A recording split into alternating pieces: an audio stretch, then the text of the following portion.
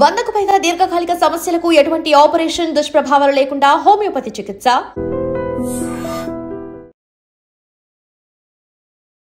నిన్నగాక మొన్న పార్లమెంట్ ఎన్నికల్లో నేను గద్వాలకి ఆర్ఎస్ ప్రవీణ్ గారిని గెలిపించాలని చెప్పి ప్రచారంలో భాగంగా ఇక్కడికి వచ్చిన ఆనాడు మీ ఎమ్మెల్యే కృష్ణమోహన్ రెడ్డి ఏం చెప్పినాడు? అన్నా కాంగ్రెస్ పార్టీలో నేనెందుకు చేరతా, నన్ను చేరమంటున్నారు, అవసరమైతే రైలు కింద తలబెట్టి చచ్చిపోతా, కానీ కాంగ్రెస్ లో చేరను అన్నాడు. చెప్పినాడా లేదా? అదే చౌరస్తా. ఏం చౌరస్తా అది? వైఎస్ఆర్ చౌరస్తానా?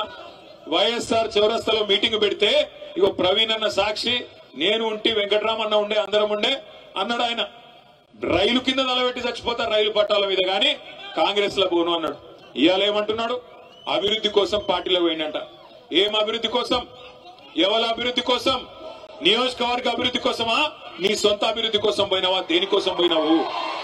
ఏం అభివృద్ధి జరిగింది 22 నెలలలో? గద్వాల తాలూకాలో ₹1 కొత్తగా మంజూరైందా కాంగ్రెస్ ప్రభుత్వం వచ్చినాక? నేను అడుగుతా ఉన్నా. 6 గ్యారంటీలు అన్నారు, అరచేతిలో స్వర్గం చూపెట్టినారు, ఎన్నెన్ని మాటలు చెప్పినారు. రైతు బంధు కేసీఆర్ గారు 10,000 ఇస్తున్నాడు. మా కాంగ్రెస్ ప్రభుత్వం రాగానే ఎంత ఇస్తా అన్నాడు? 15,000 ఇస్తా అన్నాడు. వచ్చినాయా 15,000? వచ్చినాయా రాలేదు? గట్టిగా చెప్పాలా? వచ్చినాయా?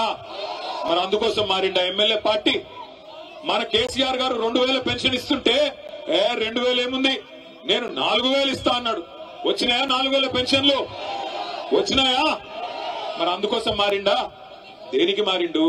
కేసీఆర్ గారు ఆడపిల్ల పెళ్లి చేసుకుంటుంటే షాదీ ముబారక్ కళ్యాణ్ లక్ష్మి పేరు మీద ₹1,00,000 ఇస్తే ఆయన ఇచ్చే లక్ష ఏంది, నేను తులం బంగారం ఇస్తా మీదికెళ్ళి అన్నాడు. వచ్చిందా తులం బంగారం? వచ్చిందా రాలేదా? మరి దానికోసం మారిండా? తులం బంగారం కోసం. అట్లాగే గుర్తు తెచ్చుకోండి, ఎన్ని హామీలు మా ఆడబిడ్డలందరికీ హామీ ఇచ్చినాడు. నెలకు 2,500 ఇస్తా, అత్తకు 4,000, కోడలికి 2,500 అని మాట ఇచ్చినాడు. వచ్చినాయా 2,500 ఎవరికన్నా? ఆడబిడ్డలు ఉన్నారా ఇక్కడ? ఎవరన్నా ఆడున్నారు? మీకు రావురా అయ్యా? వాళ్ళకు వస్తే వీళ్ళు మొగోళ్ళు సేవకుతారు. ఇట్లా ఆడపిల్లలకు ఎవరికైనా వచ్చినాయా? ఎవరికి రాలే. రాష్ట్రంలో 1,67,00,000 మంది ఆడబిడ్డలు కళ్ళల్లో ఒత్తులేసుకొని చూస్తున్నారు. ఎప్పుడు ఇస్తాడు రేవంత్ రెడ్డి కాంగ్రెస్ ప్రభుత్వం? రాహుల్ గాంధీ వచ్చి పెద్ద పెద్ద మాటలు చెప్పిపోయాను. 2 లక్షలు రుణమాఫీ చేస్తా అన్నాడు. 2 లక్షలు అయిందా? రుణమాఫీ అయిందా కాలేదా?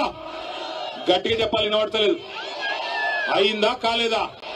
మరి అందుకు పోయిందా? ఎందుకు పోయిండు మీ ఎమ్మెల్యే కాంగ్రెస్ పార్టీలకి? ఇంకా సిగ్గులేని విషయం ఏంటంటే, సిగ్గులేని విషయం పోయిండు కాంగ్రెస్ లకి. ఇవాళ ఎవరో పోయి మన టీవీ వాళ్ళు అడిగినారు, అయ్యా నువ్వు ఏ పార్టీలో ఉన్నావని. ఏం చెప్పాలా పాపం? బీఆర్ఎస్ పార్టీలో ఉన్నా అని చెప్తున్నాడు. మరి బీఆర్ఎస్ పార్టీలో ఉంటే బీఆర్ఎస్ మీటింగ్ ఇక్కడైతుంటే ఎమ్మెల్యే ఎక్కడున్నాడు? రేవంత్ రెడ్డి సంఖలో ఉన్నాడు. ఆయనంట మీరందరూ అమాయకులంట, గద్వాల తాలూకాలో మీకు ఎవరికి ఏం రాజకీయం తెలియదంట, ఆయన ఒక్కడికే తెలుసంట. ఆడబోయి రేవంత్ రెడ్డి సంఖలో కూర్చొని నేను బీఆర్ఎస్ పార్టీలోనే ఉన్నా అని సన్నాయి నొక్కులు నొక్కుతున్నాడు. నమ్ముదామా? ఆయనకు సిగ్గు లేకపోవచ్చు, మనకన్నా ఉండాలనా లేదా? బరాబర్ ఉండాలి. ఒక్కటి చెప్తా ఉన్నా, యాద పెట్టుకోండి.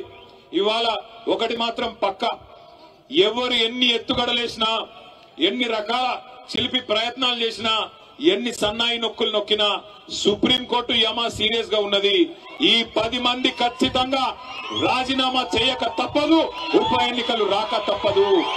రాబోయే 9 మాసాల్లో, 6 నుంచి 9 మాసాల్లో ఇదే గద్వాల తాలూకాలో తప్పకుండా తిరిగి ఉప ఎన్నిక రాబోతా ఉంది. బుద్ధి చెప్దామా పార్టీ మారిన ఎమ్మెల్యేకు? చెప్దామా? వెనకాల నుంచి గట్టిగా నిలబడాలి. చెప్దామా? బుద్ధి లేదా?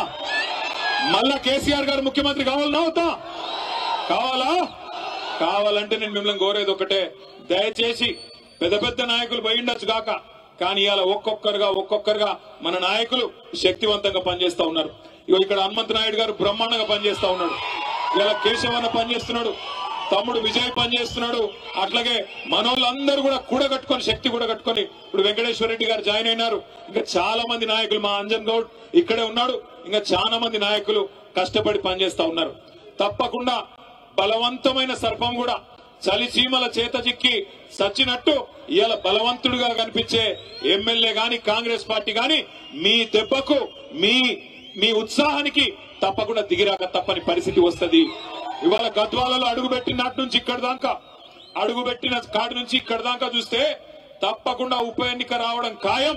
అందులో మళ్ళొక్కసారి 50,000 ఓట్ల మెజారిటీతో తప్పకుండా మళ్ళీ గులాబీ జెండా ఎగరడం ఖాయం అనిపిస్తా ఉన్నది.